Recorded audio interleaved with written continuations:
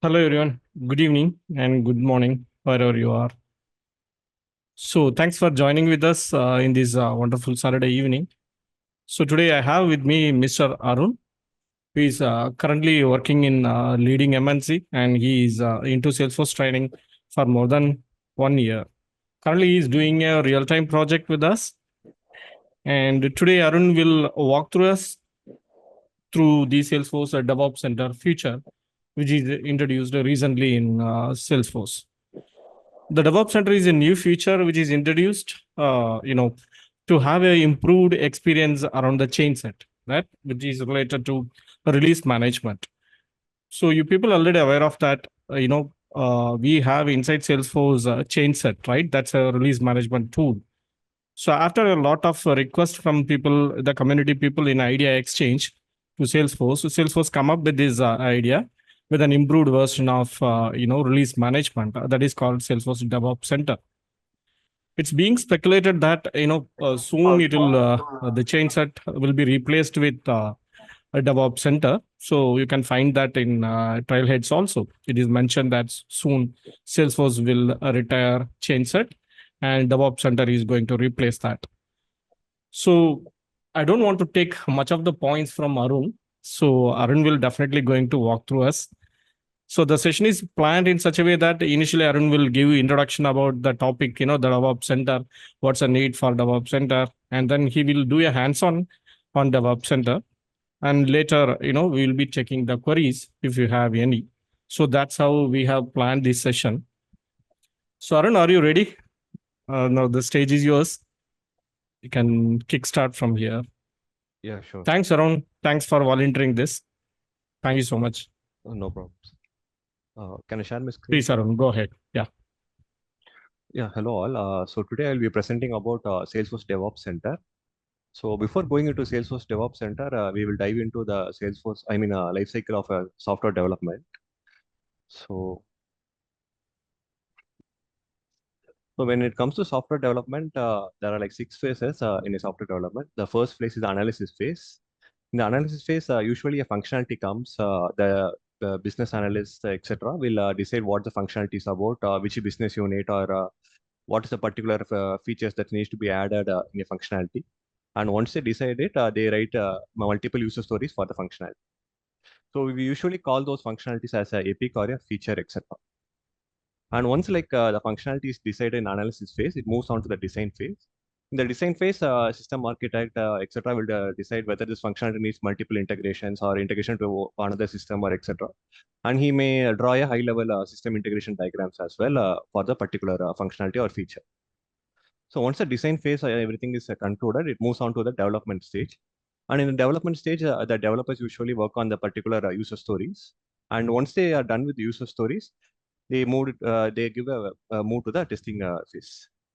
And once the testers get a sign off from developers, they start testing the functionalities and each user stories for the functionality. And once the testing is done, they give the sign off for the user stories and the whole feature as well. And once the whole feature or the user stories are finalized in that testing phase and sign off is given, it moves to the deployment, where it gets deployed to the various environments. And all the environments we'll be seeing in the next slide, like what are the most commonly used environments in a software development, etc. And this deployment is mostly handled by the DevOps tools. So DevOps is mostly used for handling deployments done by the developers and to even test the user stories, etc. They also set up a pipeline where they can set automated tests, etc. So everything is handled by the DevOps. And once deployment is done, the feature goes to the maintenance phase. In the maintenance phase, suppose the functionality needs some additional changes or some new features to the functionality are added, etc. Those things are handled in the maintenance phase. So these are the 6 phases of a software development lifecycle. So can I move to the next slide? Do anyone have any doubts? Arun, we will take all the queries, at the end of this session. Okay, sure. So in this slide, we'll be seeing about the various environments and the purposes of the, the various environments in a DevOps pipeline. So when it comes to environment, the development usually doesn't take place in the production environment. So it happens in like a development environment where the developer has the privilege to work on his particular functionality, or he can even test some of his own ideas, etc. He has the privilege to work on any of his ideas and work on his particular user story, etc. So in the development environment, he can also experiment with his functionality. So here is where like initially the code is developed and they use their IDs, etc. in this environment. And this environment has debugging extensively used in this environment since the development happens in the developer environment. And like once the development is done, the particular functionality is moved to the testing environment. So as the name suggests, the testing or QA environment is where the testers use to test the code. And once they test the code, they give the sign off. So here they do all types of tests like the manual test, regression tests, integration tests, etc. And once they give a sign off, the code is now moves from the testing environment to the UAT environment. So UAT is nothing but the clone of the production environment. So it has all the data of the production environment. So since it has all the data of the production environment, here the UAT tests are being done, and like the performance test also usually happens in the UAT environment because it mimics the production data. Therefore, the performance test usually happens in the UAT environment. Sometimes the integration test also happens in the UAT environment because it mimics the production data. Therefore, the upstreams and downstream systems connections also, the tests are also done in the pre-stage production or UAT environment. And final is the production environment. So this is the environment that is exposed to the clients or the customers.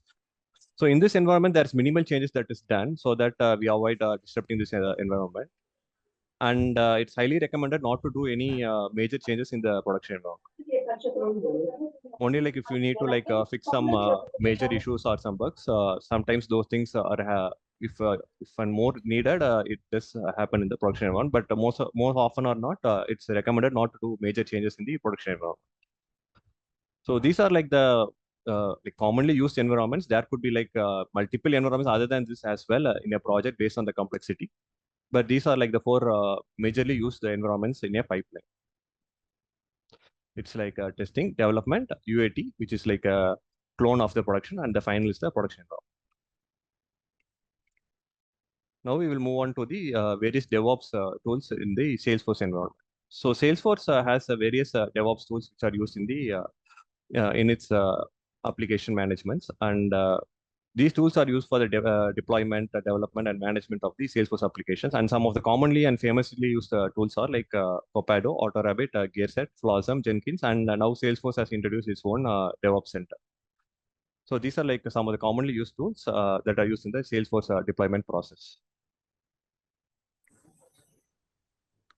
So what is like Salesforce DevOps Center? So Salesforce DevOps Center is a very easy to use tool, and it's a point and click tool which is developed by Salesforce, and it is majorly done to replace the use of chain sets. So using this tool, we can move our code from the lower environments, which is nothing but the development and QA environments, to the higher environments. That's the production and UAT environments. And it is the disadvantage of so why it's like majorly used to replace chain set, because chain set has some disadvantages, and some of the disadvantages are like whenever we are creating a chain set and we are moving the chain set, so we need to like create the inbound or outbound chain sets, and then we have to like move it from one org to another org. So it's like a little time consuming when we like try to move like multiple changes in a particular chain set. So in order to overcome these challenges, Salesforce has introduced the Salesforce DevOps Center.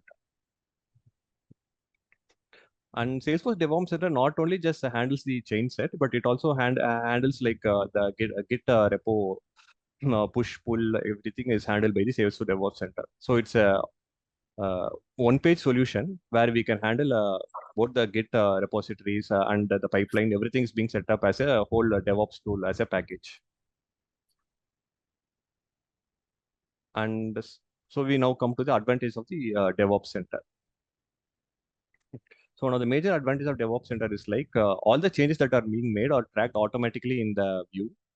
And we have a single view in which all the work items we can see. The work items are nothing but the changes or the user stories that are being created, and the person who created and the person in the team can see the work items of the other persons in the team as well. So each and everyone will who is working in the development process will have a visibility of the changes that other person is making. So I will show you a quick view of the DevOps Center.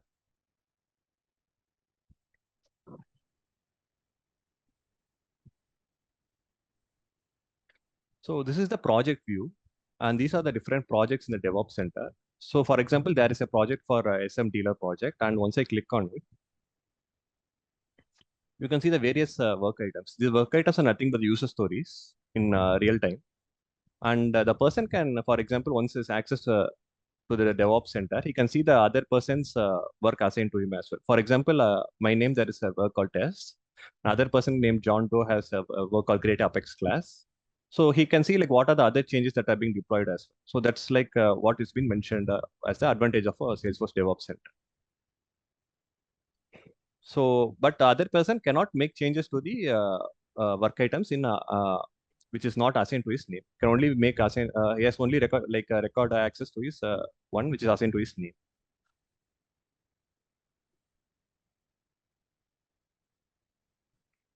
So this concludes the advantage of DevOps Center. And to install DevOps Center, we have to go to the settings and we have to search for the DevOps Center, and it's a package, and we have to click on install DevOps Center.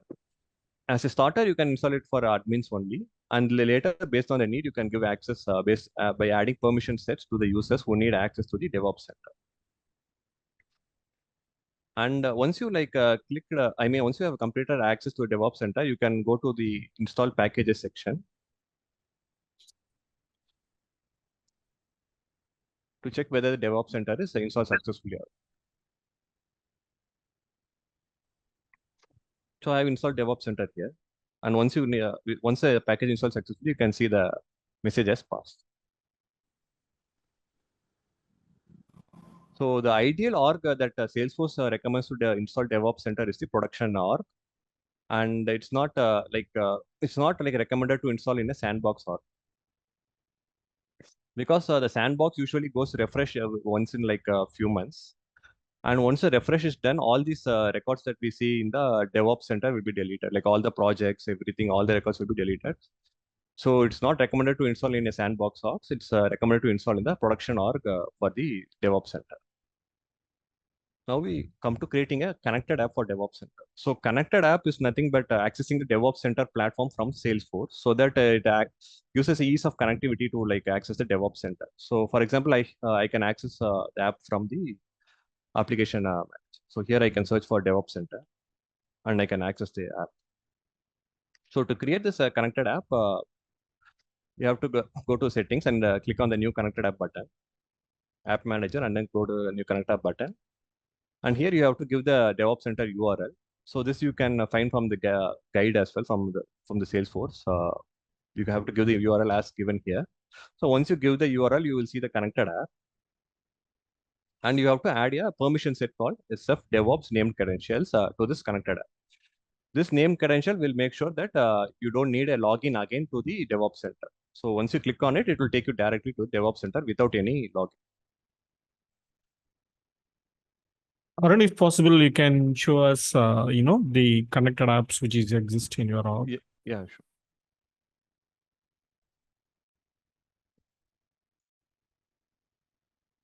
So this is DevOps Center app that I created. So some icon I have given, and as you can see, I have given this permission set. SF DevOps name credentials. This gives access to the DevOps Center without need for login.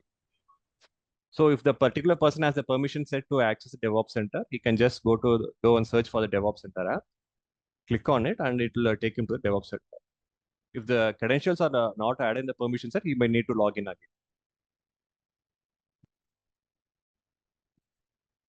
So this concludes the connected app creation for the DevOps Center. So now we will see the various permission sets that are in the DevOps Center.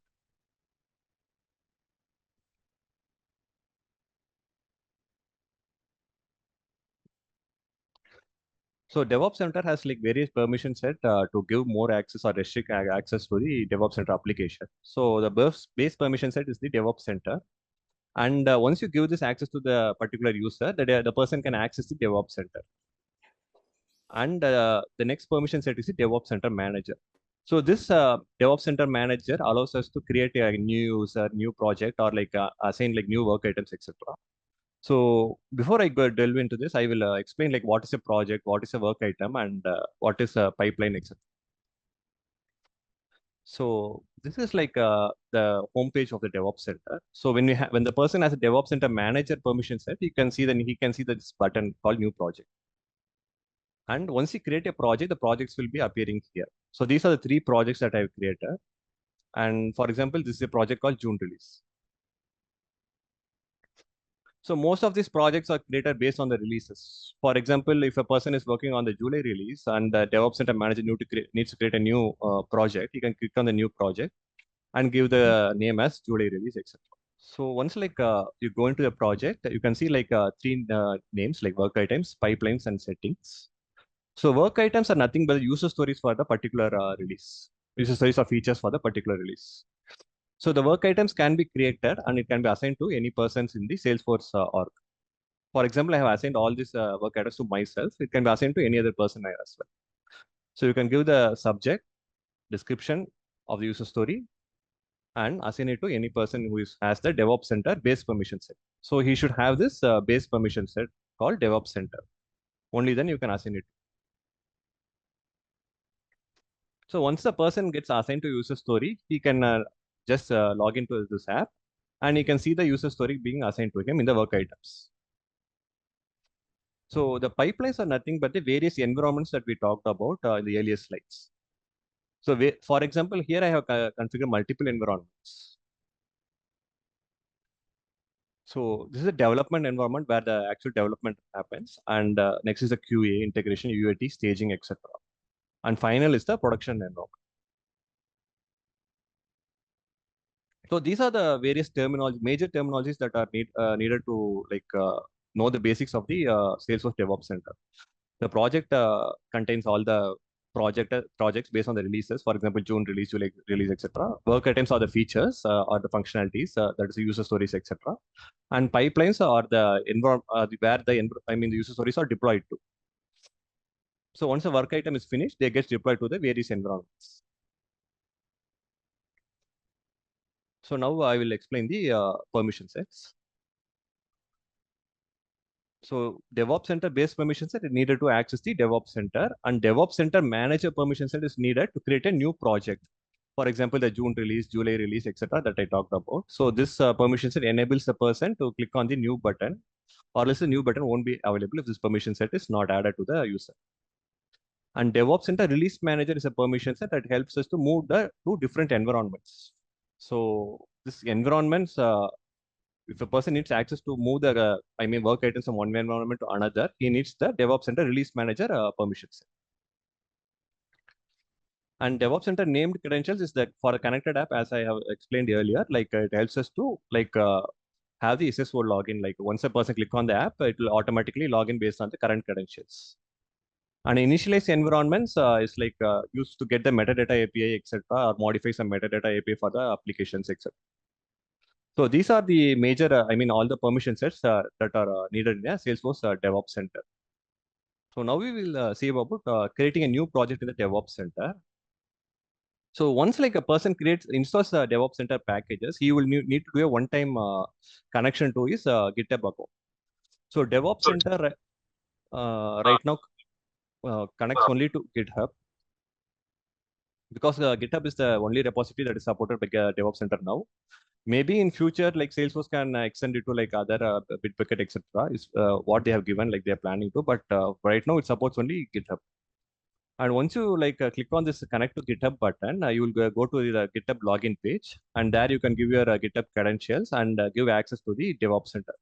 So this is a one-time process, and since I have already configured my app, I cannot show this again. But this is a screenshot of the particular connect to GitHub one-time process. So once you click on this one to connect to GitHub, it just takes to the GitHub login. You have to give your username and password.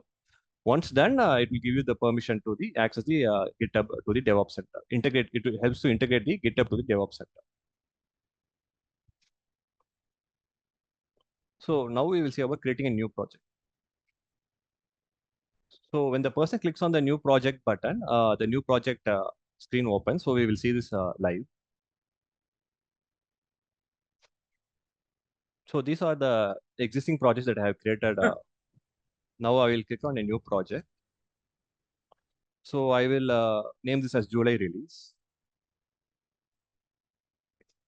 So it has already taken my name as a repository owner because as I showed in the earlier step, I have connected it earlier, and it's a one-time process and I cannot show it again. And since I connected it earlier, it has taken my name as a repository owner, and the repository name as I given in the project name, it automatically creates here, but we can also like change the repository name as needed. And we can also like use an existing repository for my project. Like we can have to click here and we can place the repository URL, etc. from the GitHub. So I will give the project description here.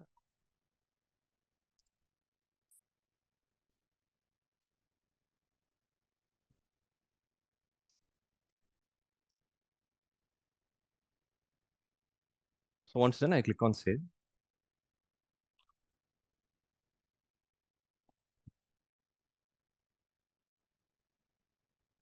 So now we, as you can see, like it's created the new project, July release, and it is created a GitHub repository for me. So I'll click on it. So this has taken the code from the current environment. As you can see, I explained in the previous slide that we have to install DevOps Center in the production environment. So this production environment code automatically gets created into a new repository called the July release. Since I created the new record called July release in the projects. So all the production code will be available here. And here I can also mention the release environment. So release environment is the production org. So I will configure the release environment.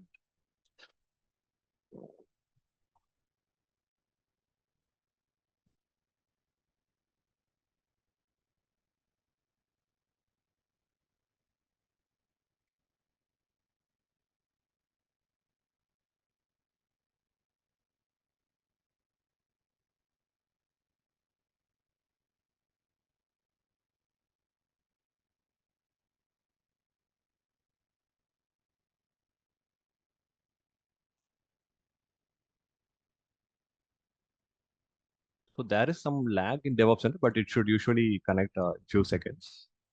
So it created a, so we have assigned the release environment as well by logging, giving the credentials of the release environment, which I've stored it in Excel here. So once I created a release environment, so all the, so in the environment, the release environment will be configured.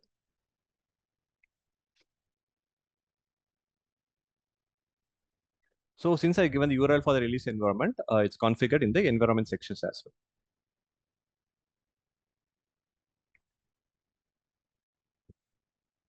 Now we need to configure other environments. So we have planned for other environments as well. Like I explained here, like the first is a development environment where the development happens. Next is testing and the UAT environment, which is the staging pre-production environment.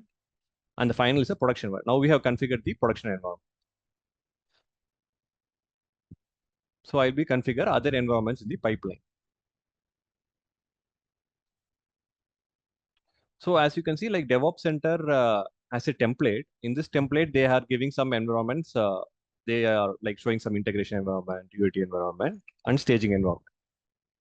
But if we feel like we don't need this much environment or we need to add one more environment, we can just click here, so like add stage left. It will create one more environment here, new stage. We can change the name and connect to our environment.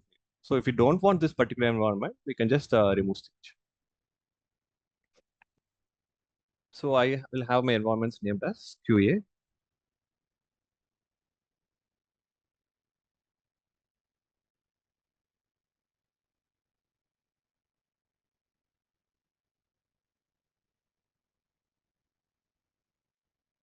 QA, UAT, and the final production environment. So I'll be removing this staging environment.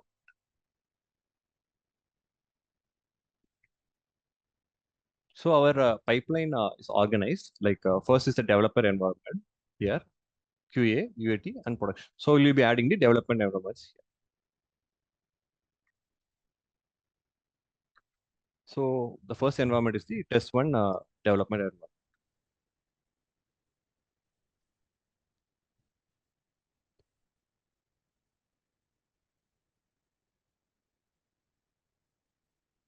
So for the developer environment, it usually takes to the test.salesforce.com.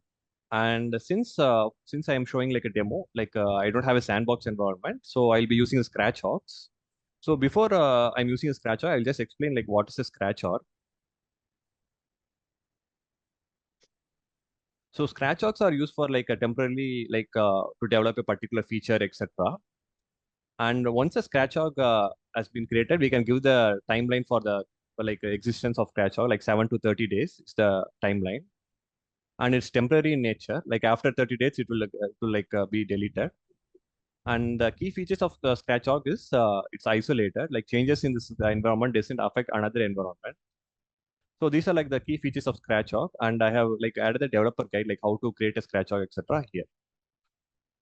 So I will now log into the Scratch Org.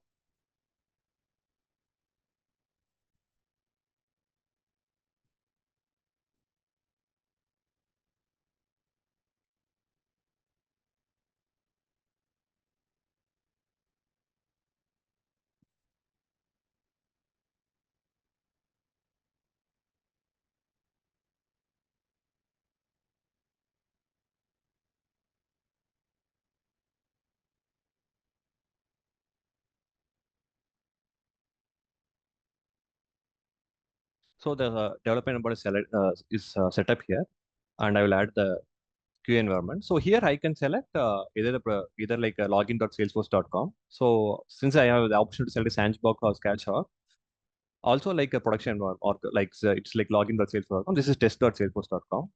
Since I have already like configured a Scratch Org for developer environment, I will go for the production or like login.salesforce.com, and I will have the like trailhead orgs connected here just for the demo So purpose. basically, Arun, it will support the developer orgs, right? So whoever wanted to practice, they can use the Yeah, developer orgs as a production org here, right? yeah. So all the sandbox also they can configure it for their testing purpose.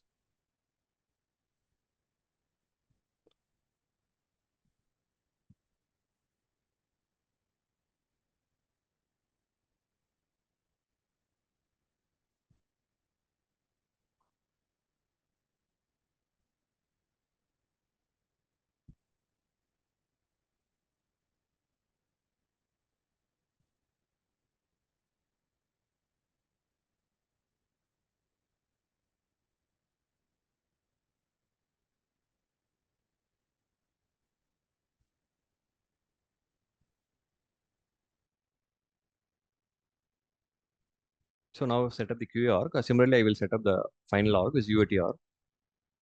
I'm going with the tilet orgs here.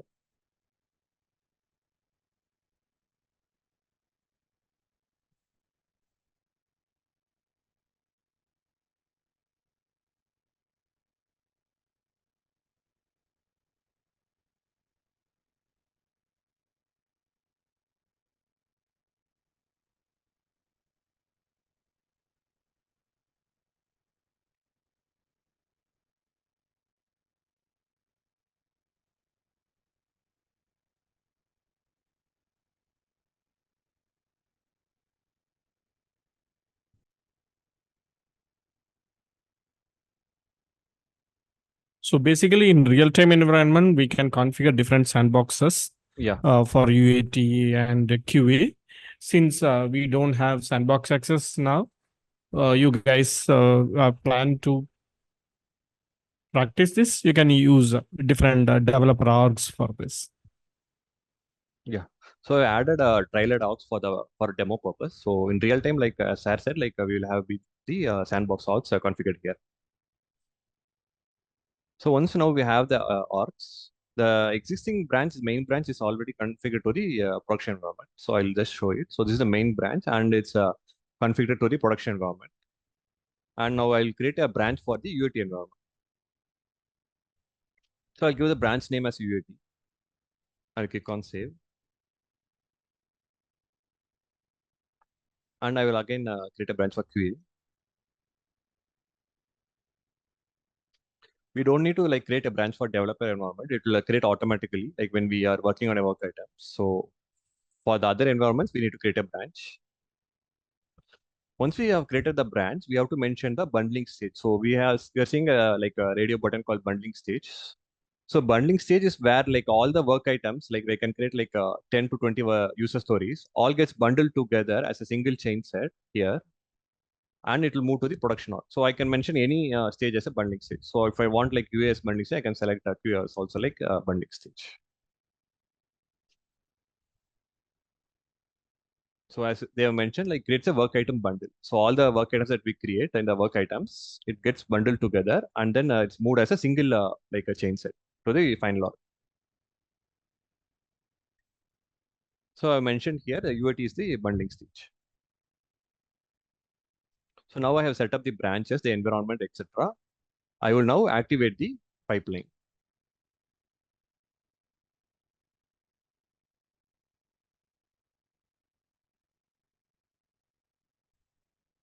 So once the pipeline is activated, it cannot be deactivated. If we want, we have to like create a new project only. So that's like a feature in DevOps Center. So these are the activated orgs, environment.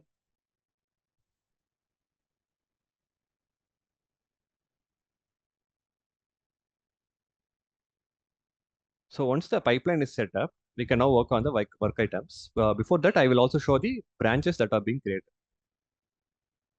So earlier we saw only the main branch, which was configured to the production environment. Now, since we created other branches as well, we will see all the other branches as well, since we have activated the pipeline. So now, since we activated the pipeline, the other branches which we mentioned, like QA and UAT, are also created automatically in the GitHub repository.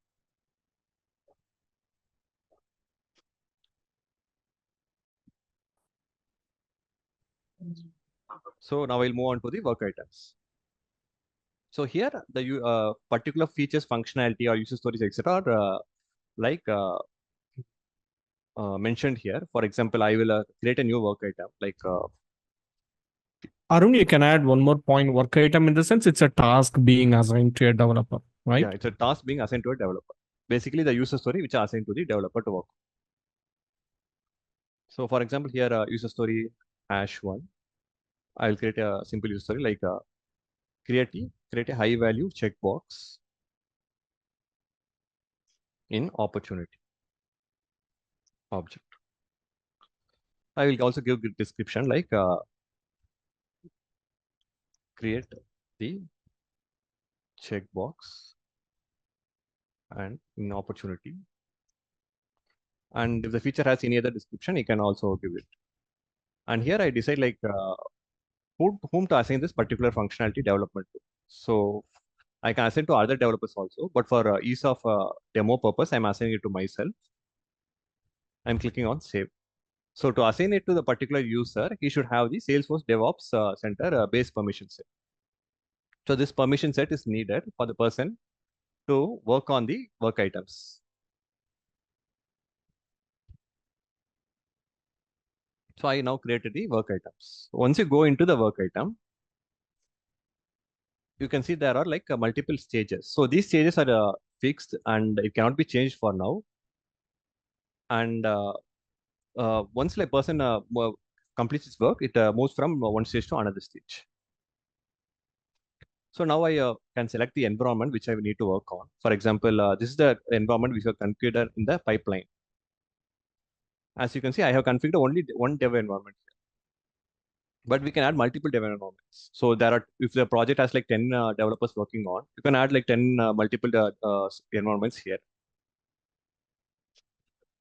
So before we start our work, this environment should have the data from the QA environment. So in real time, the production environment and the sandbox environment will have almost similar data copy. I mean, all the metadata will be the same from the production on the QA environment. So to sync our scratch hog, we need to first sync our developer environment to the latest in the next environment. Like this is the QA environment. So I will sync this particular hog. Only if I sync, I can work on this particular environment. So this environment will get all the data from the QA to the scratch logs. So after the sync, I can run all the unit tests, etc. if needed, but I will go with the default option and I'll start the sync. So all the metadata from the QA org will now be imported to the scratch org. In our demo, since we are using like the trial docs, there is nothing much to import, but in real time, the sandbox data will be imported to the scratch orgs.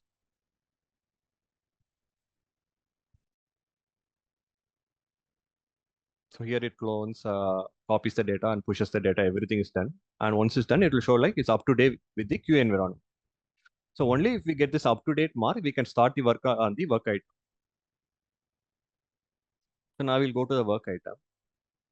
I can select the environment, which is the test one scratch org. I'll give one proceed. So now, as you can see, it created a new branch with the work item name. So the work item name is 11, and it created a new branch. So if I go to the repository and I'll just refresh it, you can see there's one more branch added, and it's with the work item 1. So all the changes we will be making, if you push it, it will move to this particular branch, which is WA001. So now I'll go to the scratch org. I'll click on this link here.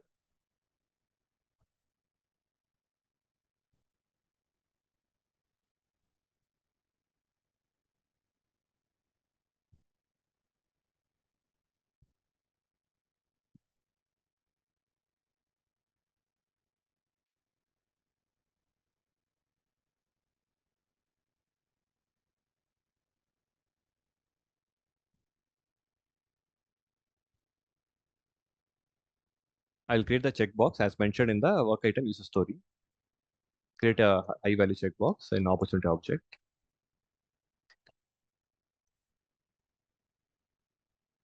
So the developer goes to the particular scratch org, goes to the fields and relationships and makes the changes as per the user story.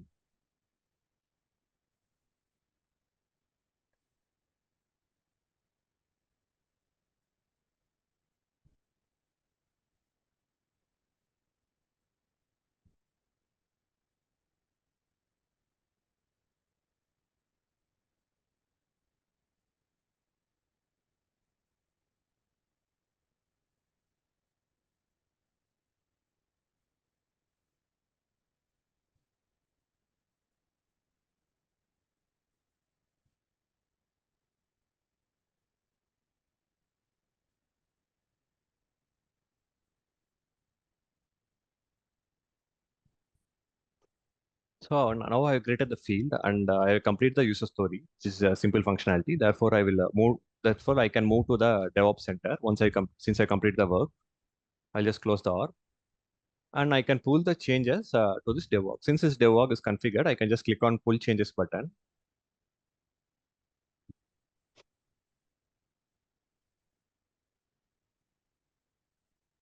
So here we can see like all the changes that have been made to the particular org here.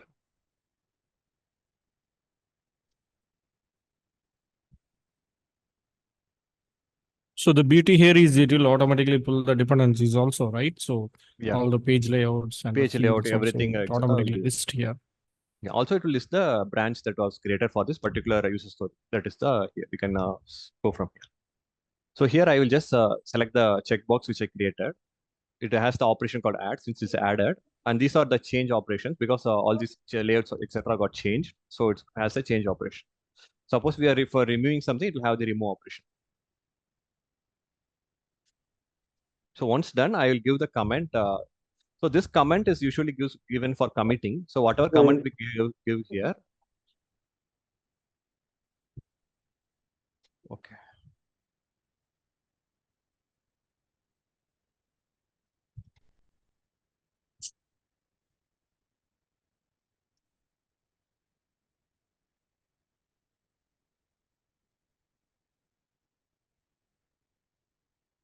So once I give the comment, I can commit the changes.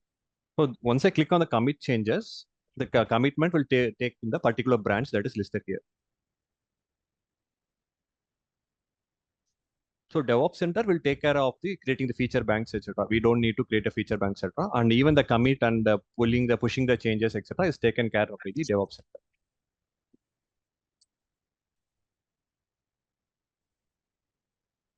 Securities maintenance.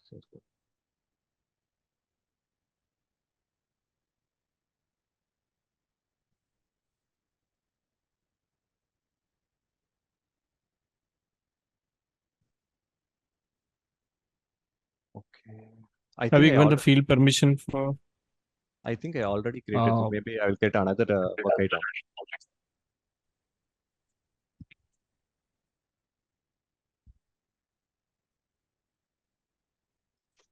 So I will create a text Apex class maybe.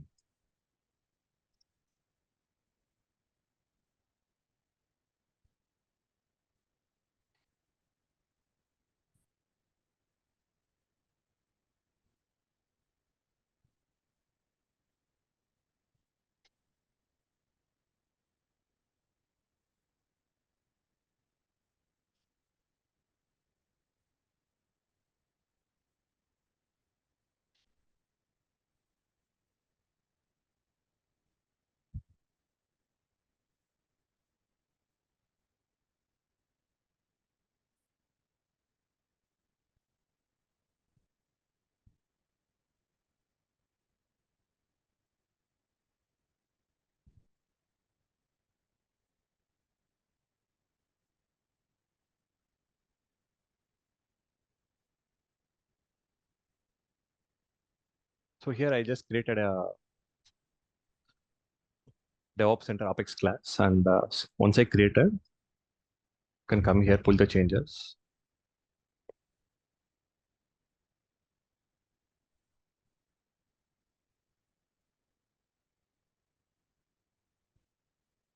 So as you can see, the Apex class is visible in the add operation. I'll just add it.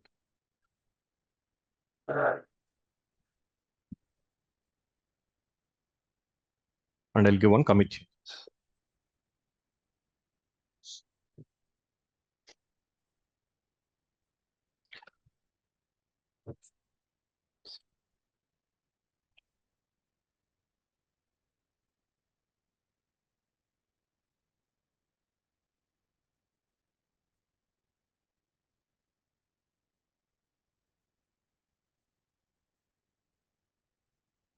facing challenges, the permission sets are there. It's there, sir. Like 1 hour back also I tried it. Everything went through. Maybe due to that they are having 10:30 like I mean maintenance, right? Whether that is preventing or not. So I created this also At like least today. you can continue with what will be the next step. Okay. So we are reaching the maintenance time also. Okay. I'll maybe continue the PPT. Yeah.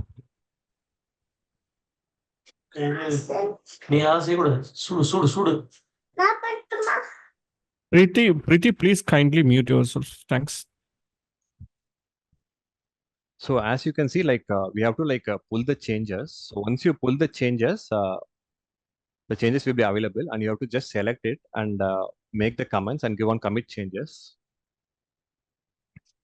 So once you commit the changes, the stage will move to the in review stage, and whatever you commit will be seen in the DevOps Center about that particular branch. For example, the branch got created, and you can see the changes here. Since we are facing issues with the commit now, we couldn't change the changes, but usually the changes reflects here.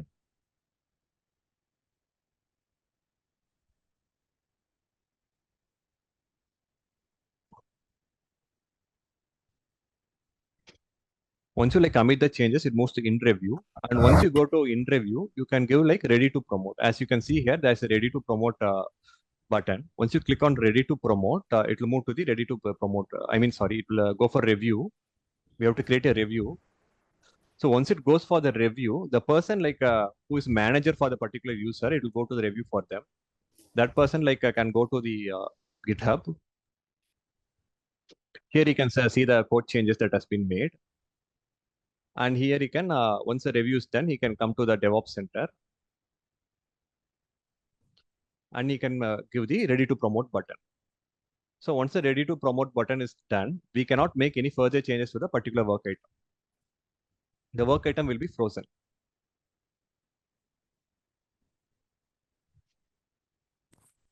And the work item also cannot be deleted also. So once the ready to promote is done, it's a final change that we can do to the work item. So once our work item is ready to promote, we can just go to the pipeline. As you can see here, I have gone to the pipeline and I can have selected the work item. And once I have selected the work item, I can just click on promote selected. Once I given promote selected, it will move from one stage to the another stage. For example, QA to, developer to the dev org, system org, production org, etc. Just with clicks, we can move the particular work item to the another orgs. If you have multiple work items, we can also select multiple work items and click on promote selector. It will move the work item to the various orgs which you have selected in the pipeline. And as mentioned before, the bundling stage is where all the work items, like if you have 10 work items, all the 10 work items will be bundled together. And once it's bundled together, I can click on the radio button. I can just move it to the final log as a single deployment. So that's basically the release, right? Yeah, release.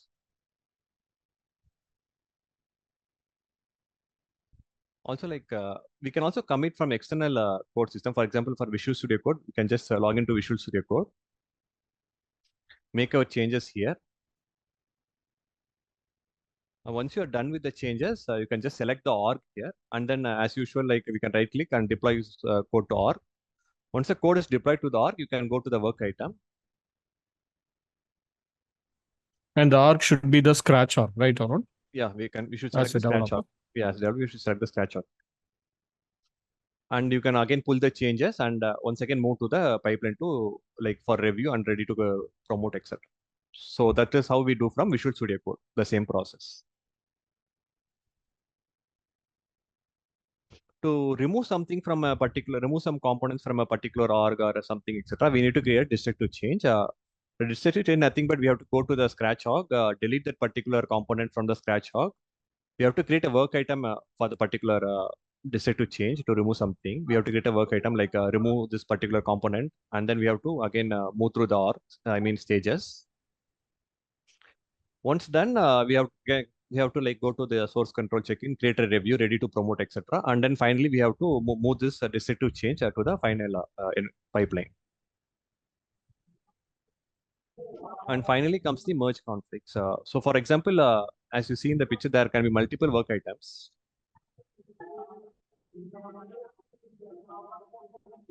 And if we face merge conflicts when moving one work item to another org, what Salesforce suggests is move the particular work items one by one. The ones which are created first should go to the other org first.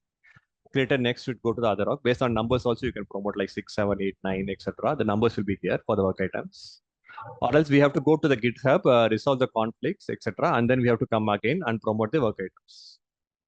Use source conflict to merge work items and then merge the changes, etc. So these are the various ways in which we can merge the conflicts in the Salesforce DevOps Center. And this concludes the final slide. If anyone have any doubts, we can discuss.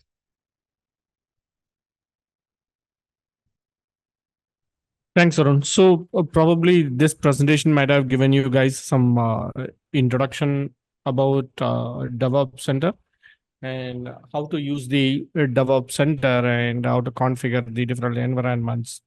This video as well as the presentation will be shared in the drive. It will be accessible to you. You guys can practice. You can have a hands-on. So now if you have any queries, you have any questions to Arun, please go ahead. Anyone? Yeah, Rekha. Hello, Arun. Thanks for the session. So I am a Salesforce admin in Atlanta, Georgia. So with respect to Salesforce admin, I wanted to know so in the job description, it says assess DevOps in establishing business continuity planning and help in implementing system backup and recovery process. and also assist DevOps and release deployment process and sandbox management. I think you covered everything about the release deployment process and sandbox management. My question is how we will be doing the continuity planning and system backup and recovery process with respect to Salesforce admin, and whether whatever you have done will be carried out by an admin as well. Thank you. So whatever I have Yeah. done, Yes, sir. Yeah. yeah, it will be carried out by the admin as well.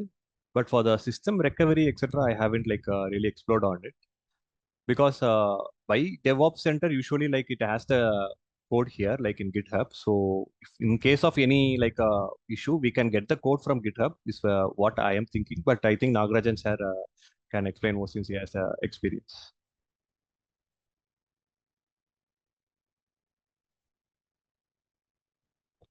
Sir, I think you're talking on mute. Sorry, I was talking in mute. Yes, the process will be taken care by the admin. As far as the backup is concerned, in DevOps Center, this is really in the baby steps. As of now, all the changes will be available in a single source of truth. That single source of truth is your repository, right? So this is not a package-based deployment. So this DevOps Center generally supports only the repository-based deployment as of now. So your source of truth will be definitely available in the GitHub. So the current tool for system backup and recovery process is GitHub, correct? Yes, exactly. Okay. So That's a one source thing of about truth.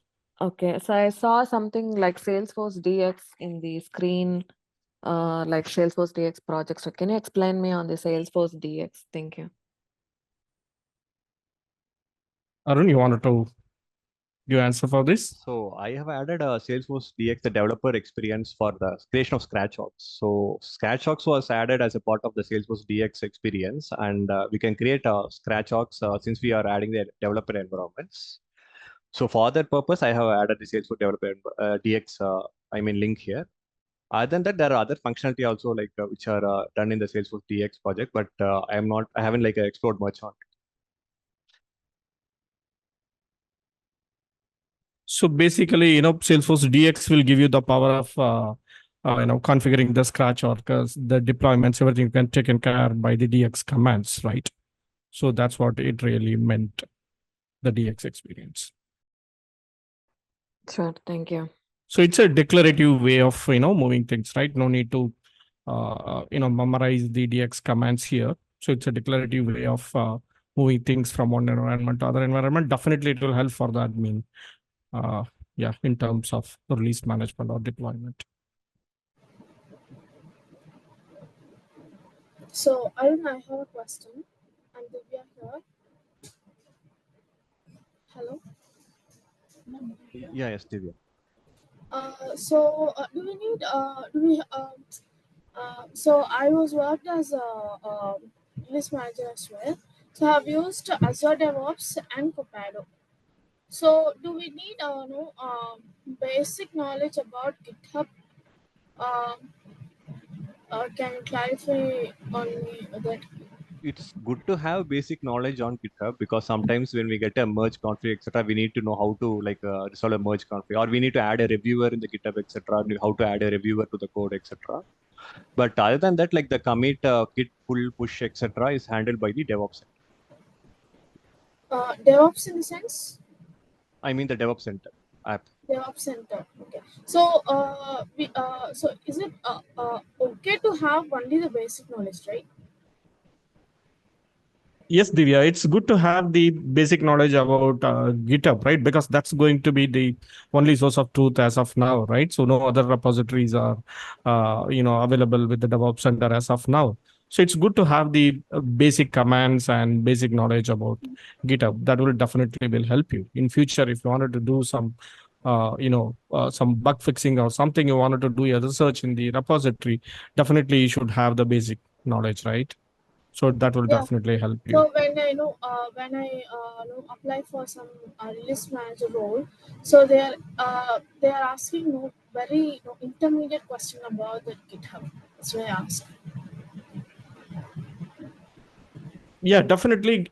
I won't say that the basic knowledge is enough. To start with, the basic knowledge is fine. As experience grows on, once you handle the number of releases, definitely you will come to know that GitHub, right? So definitely GitHub knowledge is required. Yeah, Yeah, thank you. we cannot deny that. Yeah. So any questions? So anyone wanted to ask any questions? Yeah, one Can more go ahead. question. So, Yeah. Initially, Arun, you said like the DevOps center will be used only in the production, but we created all these pipeline UAT on all those things. Can you clarify on that? So DevOps Center is recommended to install only in production org is what I mentioned, because in production org is where is the final destination, and the other orgs like for example sandbox orgs etc. has a refresh cycle. For example, for few months etc. we need to refresh the sandbox orgs. So in that time all the projects you see right here. So all the projects, the records, work items, etc., will be deleted. So it's not recommended to install in the sandbox ops. And the Salesforce recommends to install the DevOps Center in the production. Okay, got it. So there were various Salesforce DevOps tools like the Capado, AutoRabbit, Gearsome. So how will whoever is using in their orgs will be moving into Salesforce DevOps Center? How they migrate to it? So I don't have much experience in other tools, so I just explored. The migration in the sense, for example, if you are going to take any tools, basically, it's going to be the source of truth, right? Even though if you use a gear set, the source of truth you will be connecting with, a repository, right? So migration is not about the configurations only. Your source of truth going to remain the key, right? So you need to make sure that the source of truth is, remains. That's a key part. Thank you. Yeah. Yes, Arun. Hi, sir. Hi. Hi, Arun. Thank you so much for giving us a detailed walkthrough on this thing. For this DevOps, you clearly walk through how do we do the release management. So after successfully deploy some code commits, in case if we gone through any collapse or any bug happened, I want to roll back the change. For example, in this case, I want to roll back the July release. How do I roll back it? Do we maintain any versioning in the DevOps Center itself, or we have to rely on GitHub branchings? So basically, it's the Salesforce DevOps Center advises to create a destructive change. So suppose you want to remove something, they are saying to create a destructive change in the work item, and then move the destructive change from one environment to the another. In two ways you can handle this, Arun. One is, in the destructive changes. Other one is definitely, as you said, you need to take care of that in the GitHub site. Okay. Yeah, great. Thanks. Okay, so it's almost 10. It's time to wind up.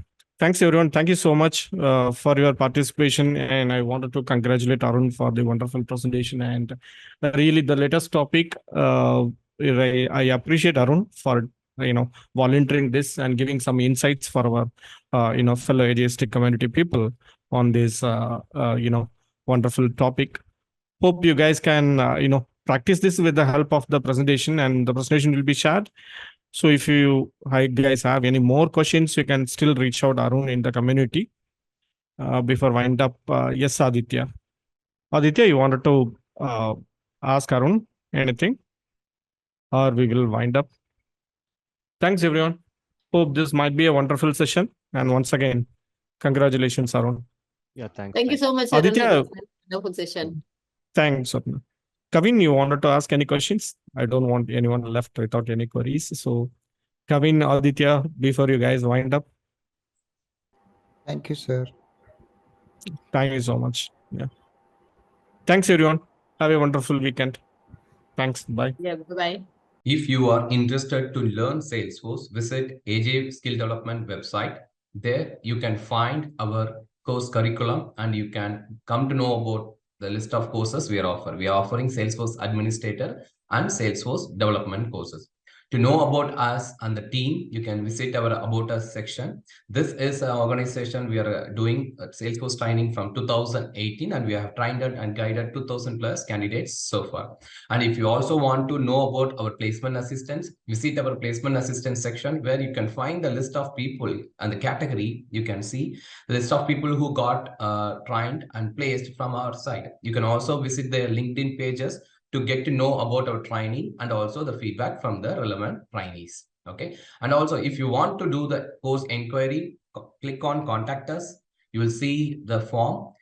You can fill the form and submit the inquiry. Our team will get back to us. Thank you. If you are interested to learn Salesforce, visit AJ Skill Development website. There you can find our course curriculum, and you can come to know about the list of courses we are offering. We are offering Salesforce Administrator and Salesforce Development courses. To know about us and the team, you can visit our About Us section. This is an organization we are doing Salesforce training from 2018, and we have trained and guided 2000 plus candidates so far.